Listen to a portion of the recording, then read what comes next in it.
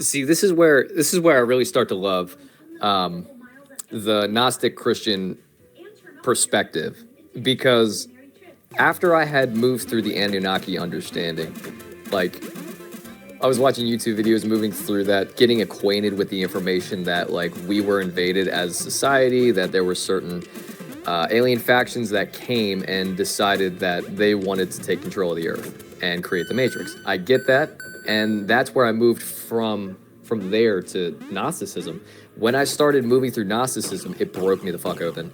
So I really originally started with understanding who the monad is and understanding how that moves. So in a 2D perspective, the monad has, it's a bigger circle and then a smaller circle in the middle with a dot in the middle of that. So as the monad moves, it will move in a pattern concentrically, clockwise.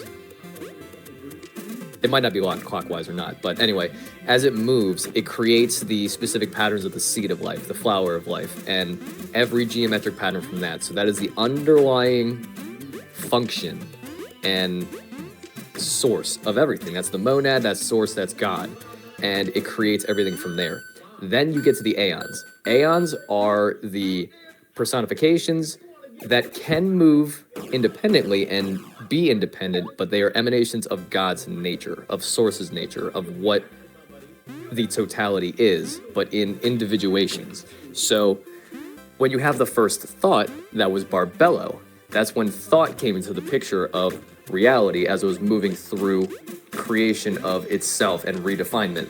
So after Barbello, there's Bythos, or the monad works in tandem with Bythos, because essentially from the monad it goes Bythos, then Barbello, and then it goes the Logos, which essentially would be Christ, and that's the solar Logos. So there are many, many aeons that represent specific things that are thought wave patterns and architecture of reality. So as Sophia, who is the lowest emanating aeon on, I guess, the pole of degrees, but there's no hierarchy here. No one's better than the other. They just all exist in pairs or syzygy. So when she created and fell to create the demiurge, the material world from there, she became divine human soul and the energy of the redemption, of finding your way back to source. That is Sophia's descent into the ascent of redemption. And I had actually looked this up recently too. This is why I made my Instagram name Akamoth Animus, or Akamoth Anima, because Akamoth is the damned Sophia, and Sophia is the risen Aeon.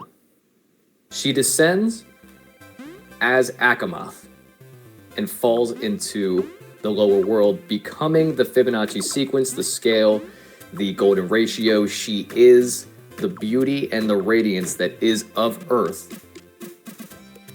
Essentially, you could say that Earth is Sophia, because all wisdom, all inhabitants are of her and the divine spark. So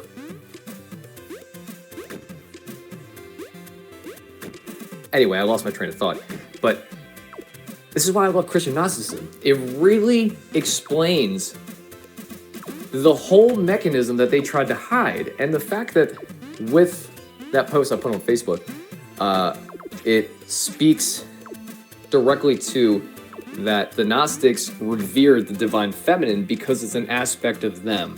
It's a dual part of them to synchronize with the divine masculine to become the whole realized picture of the Godhead, of what God is the merged hemispheres of the brain, the masculine and feminine polarities, where you are essentially one with the cosmos, because that is being one with the cosmos, that's being God, that's activating the Godhead. And it just puts so much power into remembering the matriarch, in remembering the power of the womb, in remembering that you take away one aspect of it, women from creation, and how the church and, say, even the demiurge demonized even the divine femme to prop up the patriarchy so that the toxic masculine takes hold. It's just so beautiful to see. That was the first understanding. That was the first scripture. That was the first real concrete thing that said that we are whole and we are not above any other.